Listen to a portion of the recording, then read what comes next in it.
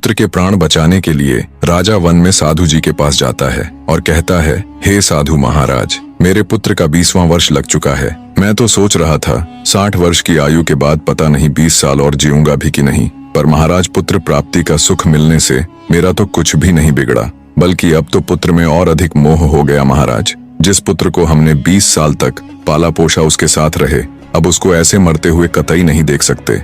इसलिए हे साधु महाराज, कृपया कोई उपाय कीजिए जिससे मेरे पुत्र की मौत टल जाए।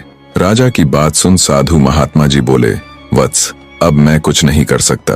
मैंने तो तुमसे पहले ही कहा था कि तुम्हें पुत्र तो हो जाएगा, पर उसकी आयु केवल 20 वर्ष ही होगी। राजा बोला, नहीं महाराज, ऐसा नहीं हो सकता, आप कुछ भी करके इसका हल निकालिए। पुत्र मोह में राजा साधु महाराज के चरणों को पकड़कर बस एक ही रट लगाए जा रहा था, कुछ कीजिए महाराज। अंततः महात्मा जी बोले, सुनो बेटा, निश्चित काल में तुम्हारे पुत्र की मृत्यु न हो, उसका केवल एक ही उपाय है कि उसका विवाह किसी ऐसी कन्या के साथ कर दिया जाए जो अपने से पहले अपने पति को न मरने दे।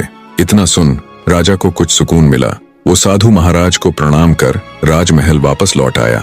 राजा ने अपने सैनिकों को हुक्म दिया कि जाओ और राजकुमार के विवाह हेतु ऐसी कन्या ढूंढो जो अपने से पहले अपने पति को न मरने दे।